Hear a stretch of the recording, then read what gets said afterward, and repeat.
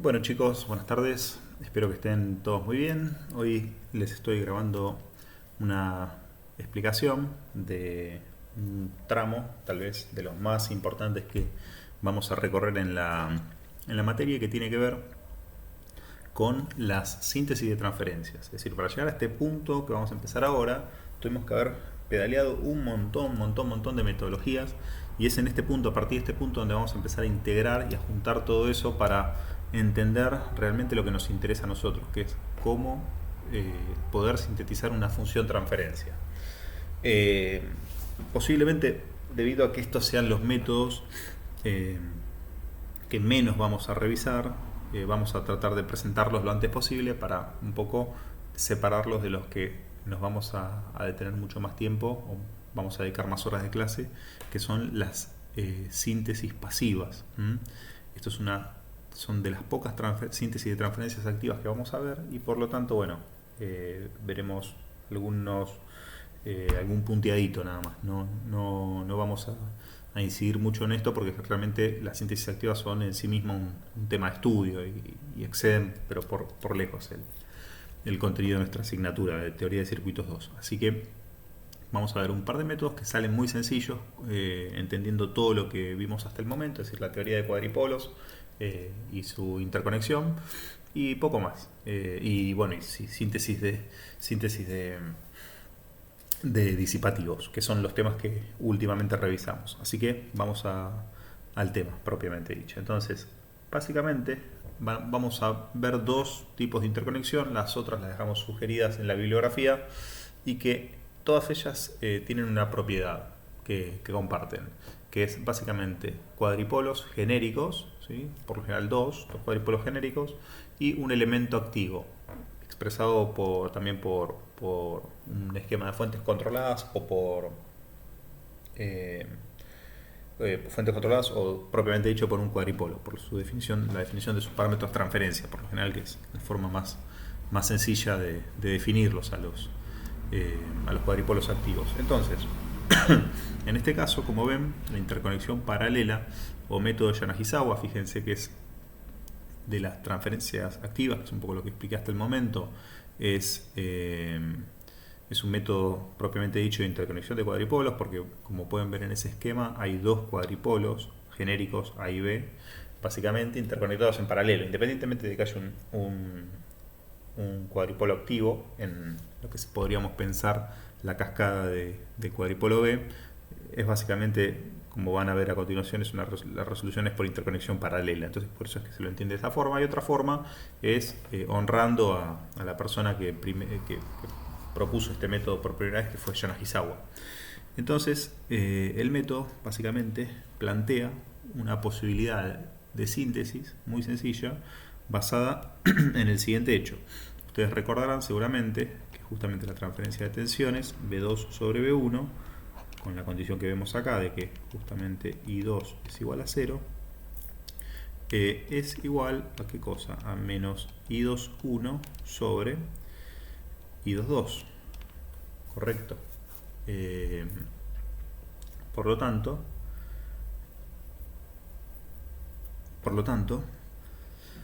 si esto obviamente ustedes no lo tienen claro, vamos a frenar un poquito ahora y vamos a intentar recapitular un poco algunas cuestiones de conversión de parámetros, que es tal vez lo que siempre deberían hacer. Y dado que justamente, dada la interconexión que está acá sugerida, nosotros ya vemos que acá hay casi explícita una cascada, ¿sí? Donde esto lo podemos considerar una especie de cuadripolo X, y en paralelo al cuadripolo X, ¿sí? De esa cascada de B y el INIC, vamos a considerar al cuadripolo A. Como todo problema de interconexión de cuadripolos, es muy conveniente entender un poco a lo que nos interesa, un poco para no hacer álgebra de más. Podríamos resolver obviamente toda la interconexión y sin ningún problema después nos quedamos con los parámetros que nos interesen, que en este caso ya vamos viendo que son I21 e I22, pero para no hacer cuentitas de más, podemos entender que de toda esta interconexión, es decir, de los parámetros I resultantes de toda la interconexión, nos van a interesar solamente lo que sería la segunda fila de la matriz de parámetros I. ¿Ok? Por lo tanto, no tendría mucho sentido calcular todo. Entonces, primeros pasos, sugerencia de cómo llegar a esta transferencia de tensiones de la interconexión de cuadripolos. Bueno, entender un poco los parámetros I. Entonces, recordemos que van a ser justamente aquellos donde las corrientes estaban en función de las tensiones. Y esto lo podemos expresar de esta forma.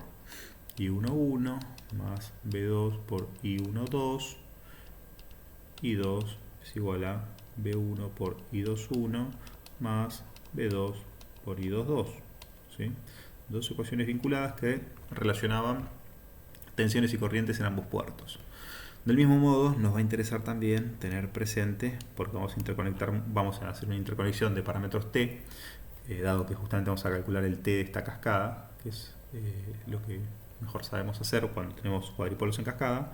Por lo tanto, conviene tener a mano también los cuadripolos T. Recordemos que en este caso los parámetros dependientes son tensiones y corrientes en el puerto 1, es decir, B1 e I1, y los íbamos a modelar en función de las tensiones y corrientes en el puerto 2, es decir, B2 por el elemento A, ¿sí? o el parámetro A, que es una transferencia como todos los de esta matriz T, más la I2 cambiada de signo, menos I2 por B, B2 por C, más menos I2 por el parámetro D. Ok, entonces vamos a tratar de empezar a identificar y hacer el problema de atrás para adelante. Un poco porque justamente como vamos a llegar a esto, vamos a necesitar, ¿sí?, identificar qué parámetros son exclusivamente los que nos va a interesar calcular. Por ejemplo, como vamos a resolver una cascada, ¿sí?, vamos a tener en algún momento de la resolución del problema vamos a tener los parámetros T del cuadripolo B, los parámetros T del INIC, que los sabemos de memoria, ¿sí?, un poco revisando la teoría, y el T de la cascada es trivial, ¿sí? Por lo tanto, luego, una vez de saber los T de esta cascada, vamos a necesitar convertirlo nuevamente ahí para justamente establecer la conexión paralela, la interconexión paralela. Fíjense que obviamente todos los cuadripolos tienen un terminal común a masa, es decir, que son todas transferencias desbalanceadas, ¿sí?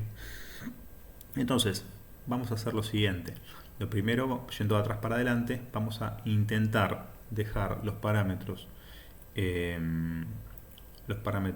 I21 e I22, que son los que vamos a tener que calcular de toda esta interconexión, en función de los parámetros T, que son los que eventualmente vamos a calcular. Entonces, vamos a ver cómo justamente se define I21 e I22. Fíjense que I21, ¿sí?, I21 se define como I2 sobre B1 cuando B2 es igual a 0. I2 sobre B1 cuando B2 es igual a 0.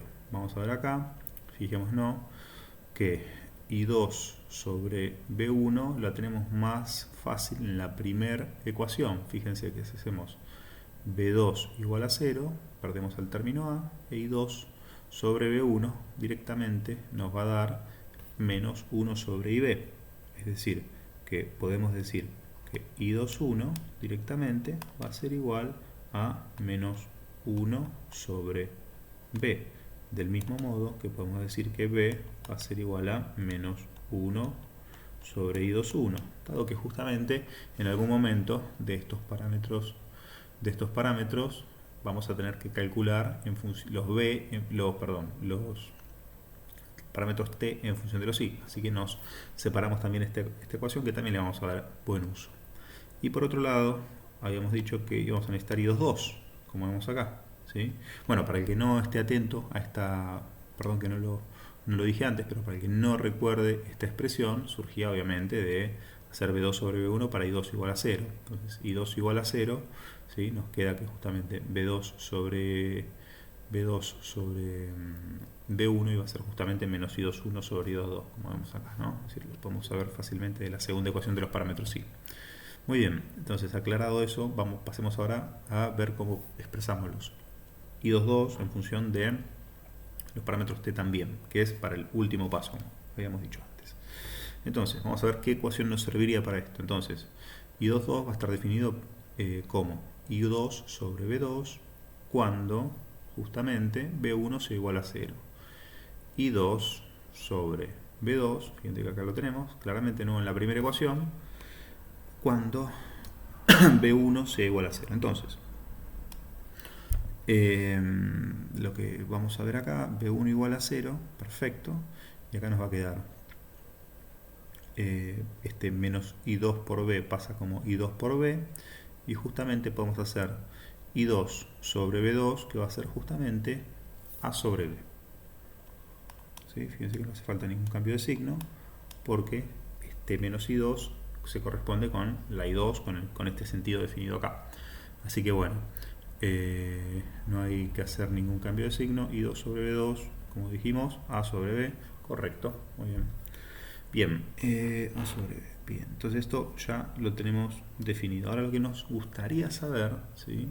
Dado que justamente las propuestas de Yanagisawa, vamos a ver más adelante, que van a ser en función de los parámetros I de cada uno de estos cuadripolos, es decir, disponemos de los parámetros I, ¿sí? Disponemos de los parámetros I de A y B. ¿Ok? Por lo tanto, esto es importante para saber que el primer paso que tenemos que hacer acá es, digamos, es justamente pasar los parámetros I de esta matriz, de este cuadripolo B, a los parámetros T, ¿sí? Entonces, ya de alguna forma sabemos que vamos a necesitar solamente A y B, ¿sí? Para el cálculo de esta matriz del cuadripolo X, producto de la interconexión, vamos a necesitar solamente la primera fila, A y B. Solo la primera fila de los parámetros es la que necesitamos. Por lo tanto, si necesitamos solamente la primera fila de los parámetros, sabemos, ¿sí? Justamente que de esta Tx, ¿sí? Tx, que va a ser el cuadripolo de parámetros T, la matriz X va a estar dado por ¿qué cosa? Por la matriz de parámetros D del cuadripolo B, que ahora lo vamos a definir, y la matriz del INIC, ¿sí? Que ya sabemos que por tratarse de un INIC va a ser justamente una matriz casi diagonal, ¿sí? Nada más que va a tener un menos 1 porque va a ser el que indique la inversión de corriente por el parámetro D, ¿sí? Y la otra diagonal va a estar en 0. ¿Okay? Entonces el producto matricial de esto va a dar lugar a la matriz de parámetros T de la interconexión, y esto, ya sabemos que estos dos elementos no nos interesan para nada, es decir, que solamente vamos a calcular los dos elementos de la primera fila, ¿sí? A y B, en función de los parámetros I, y eso fácilmente también lo podemos ver de acá, dado que justamente el B ya lo tenemos, ¿sí? El B, el parámetro B va a ser menos 1 sobre I21, menos 1 sobre I21 del B, ¿ok? Y el parámetro A, tendría que bajar un poquito más de lugar, me doy cuenta ahora, vamos a corregirlo. Y el parámetro A, vamos a ver cómo lo calculamos. El parámetro A justamente es para I2 igual a 0, se define como B1 sobre B2. Es decir, para I2 igual a 0, B1 sobre B2, ya lo tenemos acá. Es justamente I21, lo que tenemos acá, ¿no? I21 sobre I22, perdón, I22 sobre I21, porque justamente acá es B1 sobre B2. Entonces A va a ser, como vemos acá, menos I22 sobre I21, ¿ok? B1 sobre B2, digo bien, ¿no? Sí, menos I22 sobre I21, correcto. Bien. Muy bien, entonces, sabiendo esto, sabemos que esto va a ser menos I22B sobre I21B. Entonces, fíjense que solamente nos interesa el I22B y el I21B. Después el I12 y el I11 no han aparecido, ¿sí? No han aparecido en esta interconexión. Por lo tanto, esto ya nos da una pista, ¿sí? Nos da una pista muy interesante de que justamente el cuadripolo B no va a tener mucho sentido definir I11, ¿sí? No va a tener casi ningún sentido definir I11, y justamente podemos empezar a darnos cuenta que el cuadripolo B va a estar definido por dos admitancias, ¿sí? Dos admitancias. Una que va a ser justamente menos I21B y I22B. ¿Ok? Entonces, esto nos da una idea de que justamente el cuadripolo B va a ser una asociación L de admitancias. Esto es lo que entendemos como una asociación L. Es decir, vendría a ser una especie de pi incompleto, dado que justamente I11 es nulo. Muy bien, fíjense que el resto de los elementos de la matriz T del I ni los calculamos, ni nos molestamos a calcularlos, dado que justamente vamos a necesitar esto solo. Entonces, fíjense que como producto de la multiplicación matricial nos queda que acá arriba vamos a tener menos I22B sobre I21B, y acá vamos a tener justamente este cambiado de signo, 1 sobre I21B. ¿Ok? Muy bien. Entonces, una vez que tenemos esta transferencia, esta matriz de parámetros de transferencia de X, lo que tendríamos que hacer es convertirla a los parámetros Y. Es decir, vendríamos a tener que hacer la conversión del cuadripolo X a parámetros Y. Y eso lo hacemos con las formulitas de conversión que previamente habíamos calculado. Es decir, que justamente I21, es decir, recuerden que necesitamos solamente la segunda fila, por lo tanto la primera fila no nos interesa. Y la segunda fila sí, vamos a ver que I21 es menos 1 sobre B. Es decir, es menos 1 sobre, me olvidé el 1 sobre, menos I21B. Menos I21B. ¿Ok? Eso vendría a ser el parámetro I21. Muy bien. Y el parámetro I22 va a ser A sobre B. ¿Ok? Es decir, que va a ser justamente A, que va a ser menos I22B.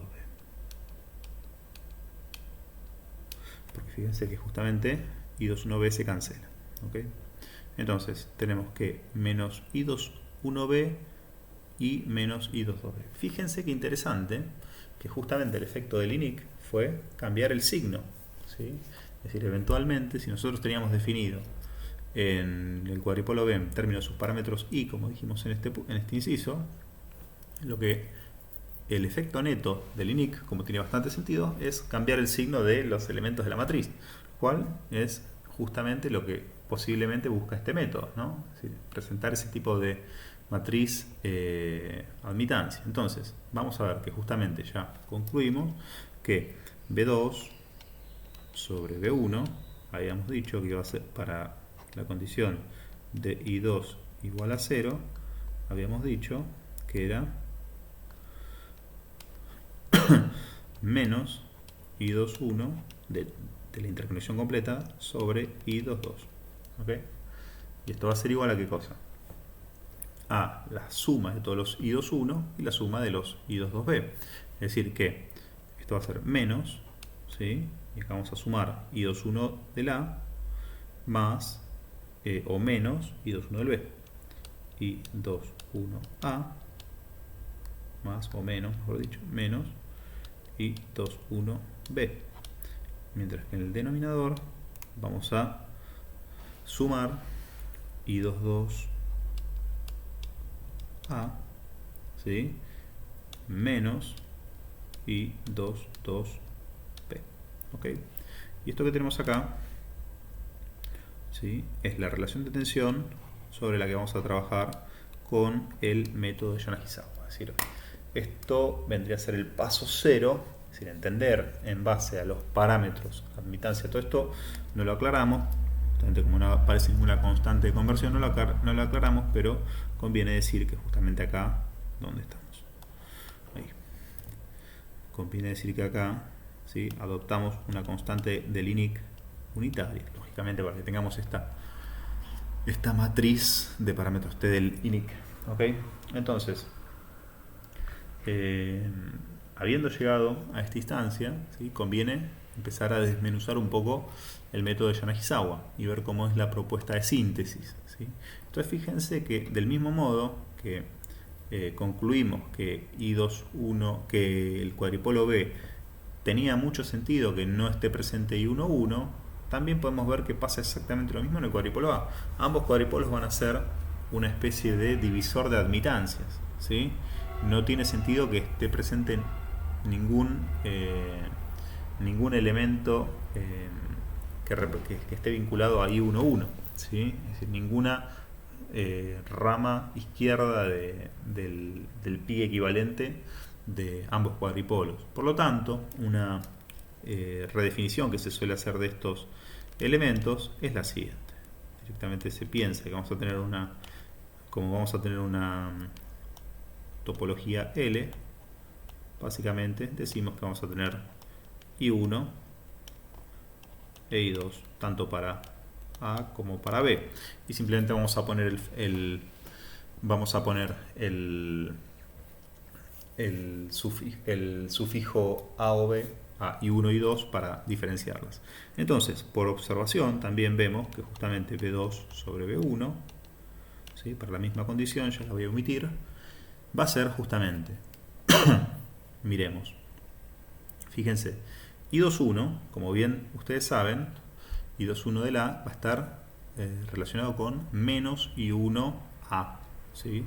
Esto va a ser de alguna forma menos I1A, mientras que esto también va a ser menos I1B, ¿ok? Simplemente por inspección, recuerden un poco la definición de los parámetros I, que estaba directamente asociado a los elementos circuitales de una estructura pi. Por lo tanto, si justamente respetamos este signo, esto implicaría que justamente cambien de lugar, dado que le cambiamos el signo a los dos, cambien de lugar los términos, pero podría absorber este signo menos y llevarme obviamente todos los signos esos, y que esto quede de la misma forma, es decir, que esto se pueda reescribir sin el signo menos, I1A menos I1B sobre, ¿sí? Y estos I22A, como ustedes recuerden, ¿sí? Si no lo recuerdan, van a la definición de los parámetros, ven que el I22 se define como I2 sobre B2 para B1 en corto, o B1 igual a 0. Cuando acá B1 está en 0 en el cuadripolo, ¿sí? B1 está en 0, lo que me queda es la suma de I1 y 2. Por lo tanto, vamos a B1 a B2A, para que no haya confusión. Lo que tenemos en I22A es la suma de estas dos admitancias, es decir, I1A más I2A menos I1B más I2B. Muy bien. Entonces, es decir, si llevamos esta transferencia en función de la topología propuesta por el método de interconexión paralelo, nos vamos a encontrar con que justamente el hecho de reemplazar los parámetros de ambas matrices conlleva directamente a expresar la función transferencia en función de las admitancias, específicas de cada uno de los cuadripolos, ¿sí? De los cuadripolos propuestos. Muy bien, entonces, por pasar a limpio y hacer un esquemita, vamos a, si quieren, lo voy haciendo acá, después en el video lo recorto un poquito. Entonces, fíjense que vamos a tener básicamente del cuadripolo B y 1B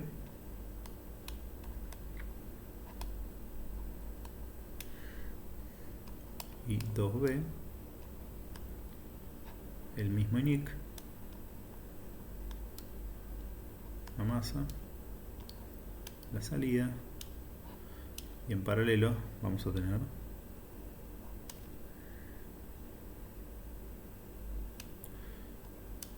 I1A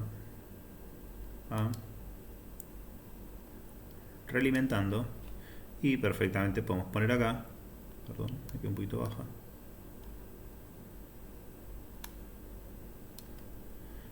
y 2A. ¿Ok? Este vendría a ser el circuito, que vemos que tiene bastante sentido en base a la definición de los elementos circuitales que quedaron responsables de la transferencia de tensiones B2 sobre B1. Entonces, esa vendría a ser la estructura activa que vamos a sintetizar, ¿sí? Entonces, vamos a ver cuál fue la propuesta de Yanagisawa. Muy bien. Entonces, dado que justamente este B2 sobre B1, como toda función transferencia, la expresamos en términos de una función racional de dos polinomios, P sobre Q, ¿sí? Ambos son dependientes de S, lo omito acá por simplicidad. Vamos a ver que justamente tiene sentido jugar un poco con esta expresión para que podamos llegar a una forma de este estilo. Dado que acá tenemos muchas sumas, vamos a tener muchas sumas, fíjense que vamos a tener sumas y restas básicamente, no vamos a tener otra cosa. Algo que puede llegar a tener sentido es tratar de expresar alguna suma en el denominador, ¿sí? Y vamos a ver cómo lo podemos hacer. Si nosotros esto lo dejamos así, obviamente no alteramos nada, P más Q menos P, ¿sí? Básicamente sumo y resto P en el denominador para que justamente no afectemos a la transferencia. Luego, lo que vamos a tratar de hacer, ahora que ya lo tenemos expresado de esta forma, y dado que acá de alguna forma simulamos, ¿sí?, la aparición de una suma, ¿sí?, y una diferencia, lo que vamos a hacer ahora es proponer, como se hace, van a ver a partir de ahora que se va a hacer en muchos de los métodos de síntesis, vamos a proponer un polinomio auxiliar, es decir, vamos a dividir tanto el numerador como el denominador por un polinomio auxiliar D, y fíjense que vamos a llegar a algo de este estilo, ¿sí?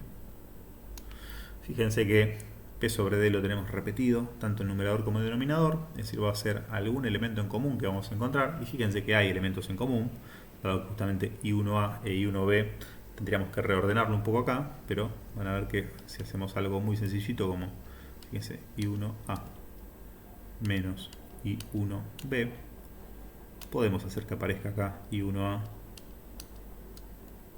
menos I1B, en tanto y en cuanto lo que vamos a tener acá va a ser I2A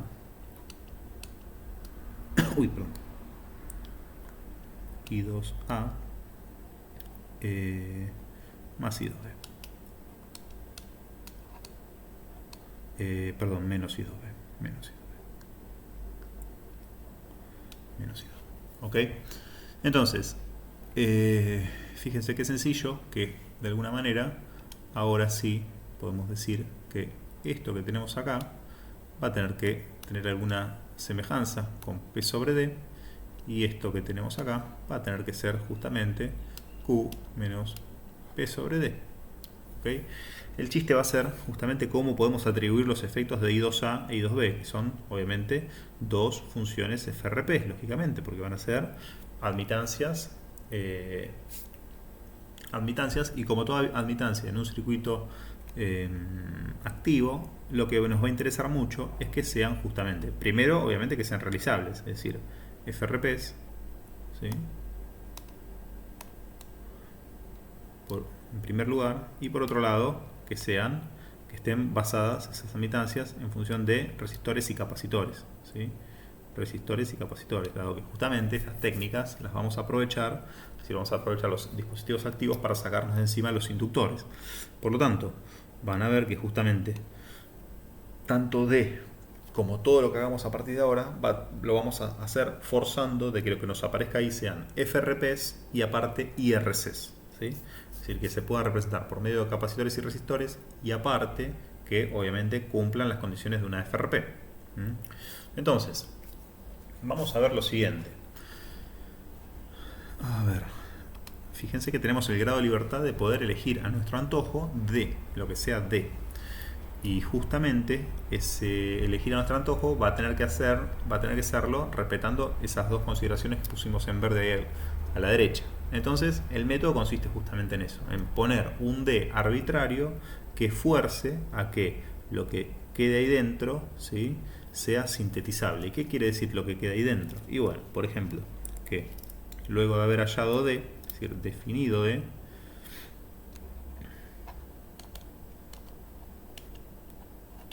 y van a ver que en un momento vamos a hacer algunas consideraciones sobre qué puede ser D. Definido D, vamos a decir que justamente I1A menos I1B, I1A menos I1B, que si no lo recuerdan es P sobre D, ¿sí? Creo que lo podemos dejar, ¿sí? va a ser justamente, recuerden, esto es importante, I1A es algo que es FRP, lógicamente, del mismo modo que I1B, es decir, ambas FRP, ¿no? Ambas son dos funciones de excitación de admitancia que vamos a querer que sean RC. Entonces, como queremos que sean RC, ¿sí? Queremos forzar a que sean RC, lo que vamos a tener acá es que justamente como resultado de esta diferencia, vamos a tener justamente una función racional también, ¿sí? Una función racional que va a ser justamente P sobre D. Y esa P sobre D como función racional, ¿sí? Vamos a expresarlo nuevamente, podemos expandirla en fracciones simples. Y al expandirla en fracciones simples, justamente si queremos que pueda reflejarse como una diferencia de FRPs, vamos a tener que seguramente encontrarnos con un SK infinito, como habíamos visto para las IRC, con un K0, ¿sí? No podemos tener un término K0 sobre S, no podemos tener un polo en el origen por las propiedades de las IRC. Este es un buen momento para tener claro cuáles son las propiedades de una IRC, ¿sí?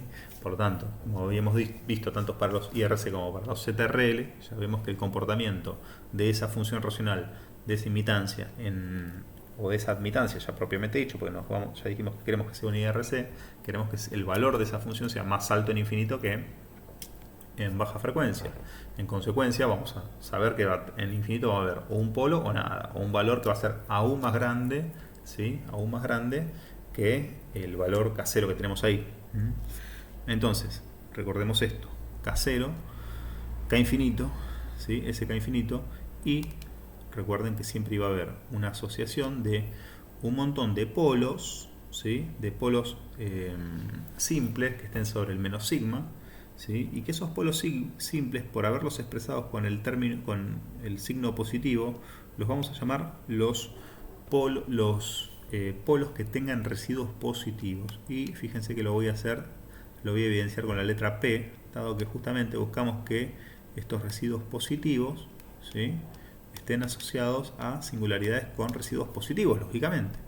Y por otro lado, como esto no es una función FRP, es decir, sí cada una de ellas tiene que ser FRP, pero la diferencia no necesariamente tiene que ser FRP, de hecho posiblemente no lo sea, ¿sí? Es decir, ambas son FRP, pero ustedes ya saben que la suma sí debe ser FRP, pero la resta no necesariamente tiene que ser FRP. Por tanto, esto, aclarémoslo, no debería ser FRP, ¿ok? No debería ser FRP. De hecho, en la mayoría de los casos no va a ser FRP, ¿sí? Podría que lo sea, pero no va a ser FRP. Luego, ¿qué sucede si... bueno, después vamos a ver qué sucede si... En un momento vamos a seguir con el planteo sensiblemente. Y por el otro lado también tenemos las singularidades negativas asociadas al signo negativo, que lo vamos a llamar justamente S por K sub n sobre S más sigma sub n. ¿Okay? Es decir, los residuos de valor negativo asociados a singularidades que las vamos a llamar no de valor negativo, porque no van a ser singularidades de valor negativo, ¿sí? Pero sí van a tener residuos negativos. Es decir, todas van a ser singularidades sobre el eje menos sigma, pero algunas van a tener residuos positivos y otras residuos negativos. Como obviamente si todo esto fuese FRP, necesitaríamos sí o sí que todas tengan residuos positivos, ¿sí? En lo que consiste el método es en asociar aquellas que tengan signos positivos. Podría ser que estos residuos seguro pertenecen a los reales positivos, mientras que estos residuos seguro pertenecen, ¿sí? a los reales negativos. Por eso es que sacamos factor común el signo, ¿sí? Luego, estos de acá pueden pertenecer a cualquiera de los dos, por lo tanto eso solamente tiene la restricción de ser números reales, ¿okay? Estos de acá. Y eventualmente, si pertenecen a unos u otros, le asignaremos, ¿sí? esos elementos, dado que justamente esto va a ser un capacitor y esto va a ser un resistor, se lo asignaremos tanto a I1B o a I1A según nos corresponde. Es decir, que el método de síntesis consistirá en separar los términos positivos y asignárselos a I1A, ¿sí? y los residuos negativos y asignárselos a I1B. En eso consiste básicamente el método de síntesis, en una separación por identificación de la expansión en fracciones simples. ¿Ok? Una vez definido I1A y I1B, verán que justamente lo que nos queda es justamente expandir Q menos P sobre D. ¿Sí? Y que Q menos P sobre D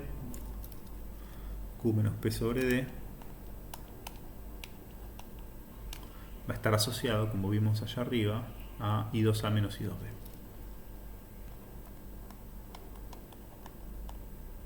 Muy bien, de esto es exactamente lo mismo.